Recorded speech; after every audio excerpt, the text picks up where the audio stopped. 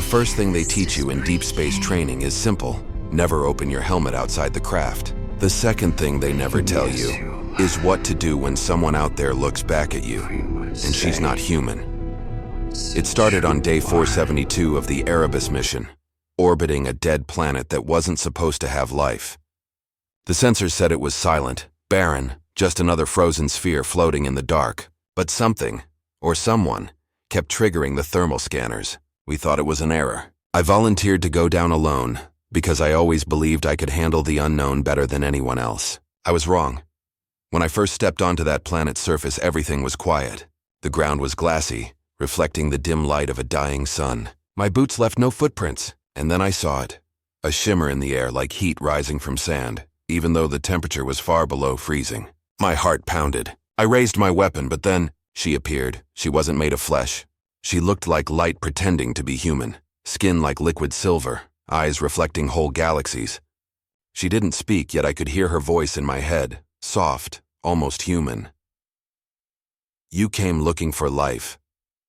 But life found you first. For a moment I forgot my orders. My training told me to record, to document, to call it in, but my instincts told me something else, to listen, to stay, to understand. Before I tell you what happened next, if you're new here, subscribe, because the story I'm about to share isn't just about aliens, or space, or science. It's about what happens when the human heart collides with something we can't explain, and can never forget. Now, where was I? Right. She was standing in front of me, her form flickering like a mirage. I took a step forward, and the air around me changed. It was warmer, softer, almost breathable. My oxygen alarm stopped. My suit stopped reading any data at all. It was as if her presence rewrote reality. I asked who she was. She didn't answer with words, but I saw her memories. Cities of crystal towers rising from the planet's core, oceans that glowed beneath twin moons, and people made of light who had once thrived there. She showed me everything in seconds, emotions flooding through me. Sorrow, loss, and loneliness. They had destroyed themselves centuries ago, consumed by their own creation. She was the last one left.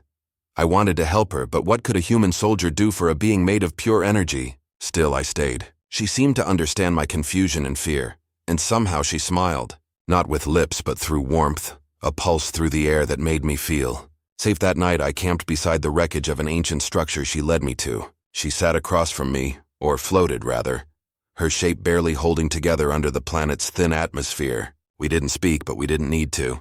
The silence between us felt alive, humming with a connection that made no sense. I remember touching the ground beside her, my glove against the frozen surface, and the light from her hand reached toward me. For a split second, our fingers touched. My systems went wild, alarms screaming, but I didn't care. In that moment, I saw everything. Her world, her fall, her isolation.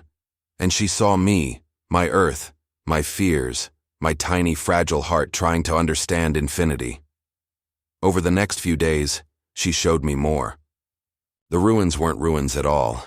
They were hibernation chambers, thousands of her kind waiting in stasis. But something had gone wrong. They couldn't wake without a living being's energy to stabilize their molecular code. I realized then why she called me here. It wasn't an accident. She needed me, my life, my spark, and to bring them back. I told her I couldn't. If I stayed, I would die. If I gave her what she wanted, I'd never see Earth again. But when she looked at me, I understood she wasn't asking for my life. She was offering hers. We stood together in the storm that night. Lightning struck the glass planes around us, and she held out her hand again. You came looking for the unknown, she whispered in my mind. Now choose. I should have walked away. Every rule in the book said I should. But I didn't. I took her hand, and everything changed. The storm froze midair. The ground lit up beneath us, veins of light spreading like roots through the planet's crust. The hibernation chambers around us started to glow. I could feel her energy pouring into me, not draining me, but merging. For the first time, I felt what it was like to exist without limits, to see time not as moments, but as a living ocean. Her people began to awaken, one by one, silent figures of brilliance rising from the ground. But she started to fade. I tried to hold her, begged her not to go, but she smiled again, that same warm pulse. You gave us a second life. Now live yours. When I woke, I was back inside my ship. Systems rebooting. The planet signal. Gone. My suit log said I'd been unconscious for 13 hours, but for me it felt like a lifetime. I looked out the window. The planet was shining. Not dead, not barren, alive, covered in light. Command didn't believe me, of course. They said the data was corrupted, that I must have hallucinated. But every night when I close my eyes, I still hear her voice, faint, distant, like static from another world. And sometimes, when the stars align just right, I see that same shimmer outside the viewport, as if she's still watching, waiting. I never told anyone about the choice she gave me. It wasn't between life and death. It was between knowing and feeling, between returning as who I was, or staying as what I could become. And I chose the unknown, because somewhere out there, in the dark between galaxies, she's still there, glowing, breathing, remembering. And maybe, just maybe, I didn't lose her at all. Maybe I just found a love that no distance, no species, no universe could ever take away. If you've ever felt that pull, that whisper to look beyond the safe and the certain, you'll understand what I mean. Some loves don't need words. Some connections don't need time. So if you ever look up at the night sky and see a flicker that shouldn't be there, don't be afraid. Maybe it's not a star going out, maybe it's someone looking back. And if you believe in stories like this, stories that remind us we're not alone in the universe, make sure to like this video, subscribe, and share it with someone who still believes in the magic of the unknown. Because sometimes, the only way to find love is to step into the dark and never look back. Weeks turned into months after I left that glowing planet behind. The crew never spoke about it again, and Command sealed the report under anomalous incident. But silence doesn't erase truth. It only makes it echo louder inside your head. Every night, I'd drift to sleep listening to the hum of the ship, and somewhere beneath that mechanical rhythm I'd hear her, a faint whisper buried in static, just 3 words repeating over and over, "You are remembered."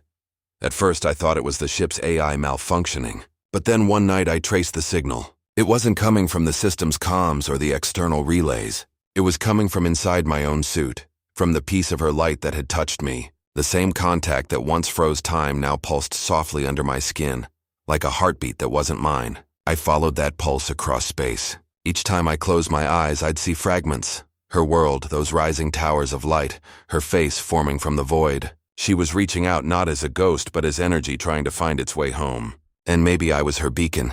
Maybe I always had been. On the 600th day, the signal spiked. The ship's windows filled with light, not from any star, but from something vast, shifting, alive. My crew panicked. I just stood there, frozen, feeling the warmth wash over me again. Her voice was clearer this time. "You chose the unknown," she said. "Now let it guide you." And then, silence, the light vanished. But deep inside I knew. She wasn't gone. She was everywhere now.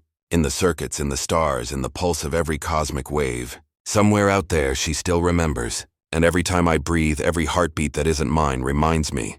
Love doesn't end. It transforms. It travels. It waits. Days, weeks, months.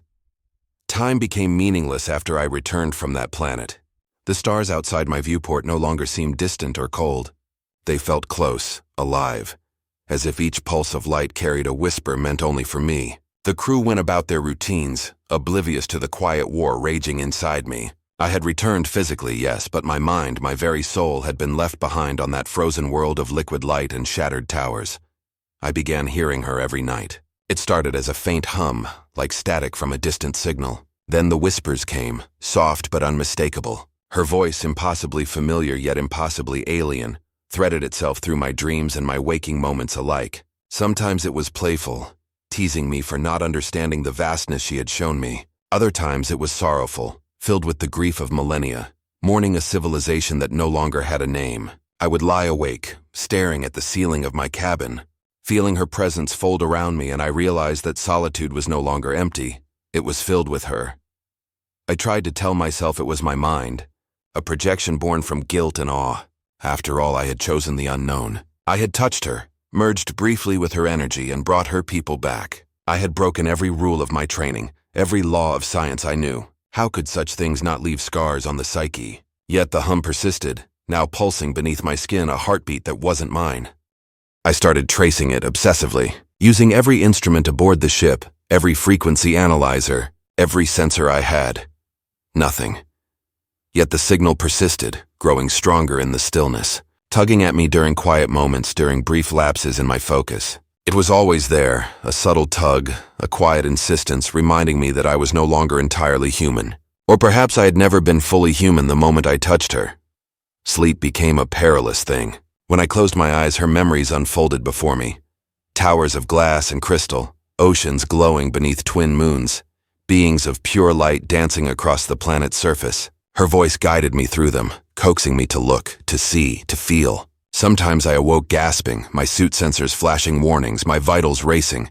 Yet when I checked, I was alone. My cabin, my ship, the sterile corridors, empty. Yet she lingered, a presence that refused to fade. I began speaking to her softly, almost as if to convince myself that she was real. "Are you still there?" I'd whisper into the quiet, my voice trembling, and she would answer, not in words but in sensation, a warmth spreading across my chest, a flicker of light in my peripheral vision, a pulse that seemed to echo the rhythm of my own heart. Sometimes I would see her form, faintly, just at the edge of perception. A shimmer of liquid silver, eyes reflecting galaxies, smiling, teasing, sorrowful. The loneliness was unbearable. Even surrounded by people, I was adrift. I tried to return to normal duty, to perform missions, to study anomalies like I had before, but nothing felt real. Everything was tinged with the echo of her presence. My mind became a map of longing and guilt, longing for what I could not touch, guilt for the life I had left behind, for the choices that had brought me here. And yet there was a sweetness in it, a tragic beauty I could not deny. Sometimes I thought I could ignore it. I would immerse myself in logs, research, maintenance tasks, but she was relentless.